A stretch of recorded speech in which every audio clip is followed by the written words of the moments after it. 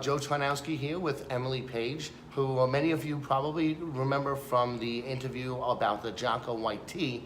But what you may not also realize is that in addition to being CEO of Jocko White Tea, she's the CEO of Pearl Resourcing, which is a product development and packaging design consultancy. So thank you for joining us. Thanks for having me. All right, and today what we're going to talk about is line extensions. And for many of you suppliers that come to our sessions, a lot of you have one product or one SKU because you're a new and emerging brand. So one of the things that I wanted to discuss with Emily is when and how to kind of explore adding to your lines. So I guess the first question for you would be, why would an emerging brand with one SKU want to do a line extension? It's a good question. The first reason is when a customer is walking through a store, they usually don't take time to look at every single item that's on the shelf. And you can imagine how quick it is that they're walking past your product. The more products that you have on the shelf, the wider the footprint, the real estate that you get to actually advertise your brand. So you might have a best-selling flavor like chocolate, strawberry, vanilla. By having those additional flavors, you actually allow the customer to see your brand, and they might buy the most of chocolate. You might have a loss leader in your collection, but just the fact that you're on the shelf, you're more likely to have sales across the board for all flavors. So it helps you to sell when you're actually on the shelf. And that is also true with buyers. When you sit in that meeting with buyers, a lot of people want to believe and see that your brand is well established, that you've thought through different ways of carrying yourself on the shelf, and that there's going to be more real estate. They feel more confident buying from brands that have a long-term strategy, both on the shelf but also for the future, because they really believe in what they're doing. So there's growth there. They know there's going to be growth with this one vendor as Yes. long as they keep expanding their line. Yes, that's exactly right. So it's about confidence. The second thing that's kind of interesting is that when you meet with a buyer, you might hear things like, you know, in the West Coast, we sell a lot of small little bags of chips. But on the East Coast, we sell huge bags. It might be the same retail chain, but the size of the bags. And then you might have different flavors. You know, right now our office is in Texas, and so, you know, a lot of like chicken wings, barbecue flavor chips, or different flavors are gonna, like sweet tea sells really well in southern communities, and in the north, different flavor profiles are working really well. California wants a lot of zero sugar, so we don't do sweet tea. So thinking through things like that allows, when you meet with that buyer, you know, the whole point is you want to take advantage of it, optimize this moment, capture it, and capture a purchase order. So if you have thought through your brand through different sizes, different flavors, and you have mock-ups, and you have physical mock-ups where they can actually touch and see what the product would look like on the shelf. If you have the pricing, you got to think through your packaging costs and your sizing, like the actually serving size before you can actually give them a generic cost. And a digital mock-up, so they can actually take something home in a PDF. If you have that, you're more likely to actually close a sale and create vision for that buyer who's seeing thousands of SKUs while they're at ECRM. How are you going to stand out? You've got to make sure that you've thought through something that will work really well in their shelf, and that involves packaging, because you have to have the packaging to have a SKU and a physical thing that they can imagine on their shelf.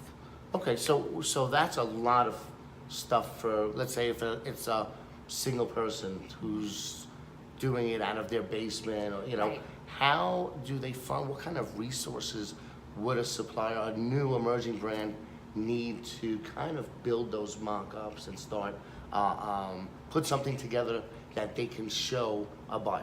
Sure. Okay, so you want to first think through what your target customer is going to do with your product and how they're going to use it. So you ask yourself a lot of questions. You actually do some trial and error with your product and imagine different sizes. You know, if a mom is going to be packing a lunch, for example, how is she going to use your product versus, you know, a working single millennial who is also having to do the same thing. So you think through how your customer is going to use your product and where they might be located.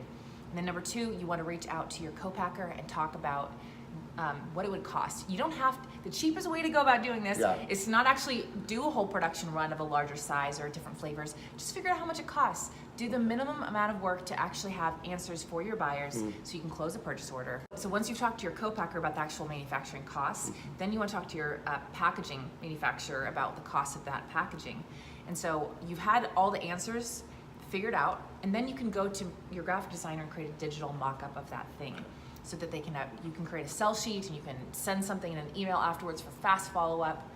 And then the last thing is you want to find someone. Sometimes it can be your co-packer. Sometimes you have to hire a different consultancy agency to make you a physical mock-up of that product. Yeah. You got to work with all the different pieces, the co-packer, the graphic designer, and the manufacturer.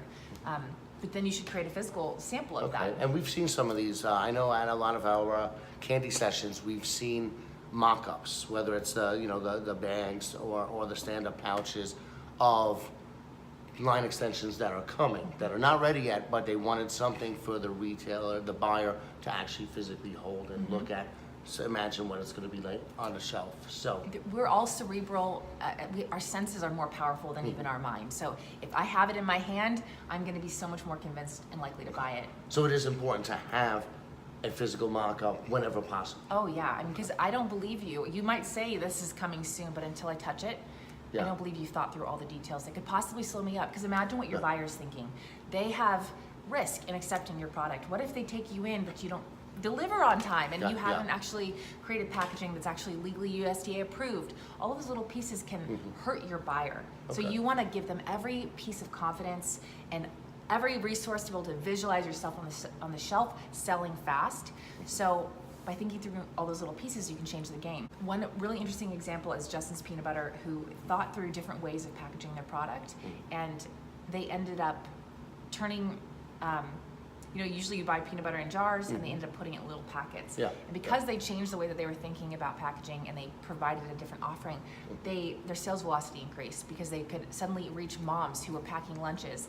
So they grabbed that little tiny packet of peanut butter and they can quickly make a lunch. And it became an impulse product as well, right? They were able to put it, you mentioned at the front end, right? Yeah, at checkout. So suddenly, you go to Starbucks and if I'm buying a bagel, now I can grab Justin's Peanut Butter and put it on top of my bagel. So they were thinking through how the customer used their product, and that defined how they did their packaging strategy. So first, it's always about sales. It's always about serving your customer, making their lives easier, and the packaging strategy follows that, and actually is what allows you to close more purchase orders, get better sales velocity. And that's the goal. That's the goal.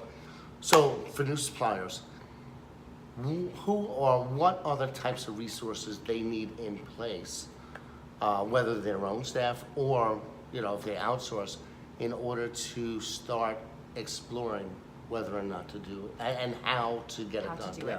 Yeah. So if you have an amazing team already collected and you really trust your team that you can talk it through, that you start with brainstorming. We have a free PDF that you can download. We don't take your email address or anything, just download it. It asks a bunch of different questions about things like planogram. Where are you located? Where could you possibly be located with your product on the store? Because you want to think that through before your sales pitch. About the target customer, what is the different ages groups and how would each age group possibly use your product? So you take a moment, you brainstorm and you think big picture, and that is a resource that I'm happy to give you, or you can rely on anyone on your team. Thank you for all the great information. Oh yeah, I can't wait to see everyone selling a ton. All right.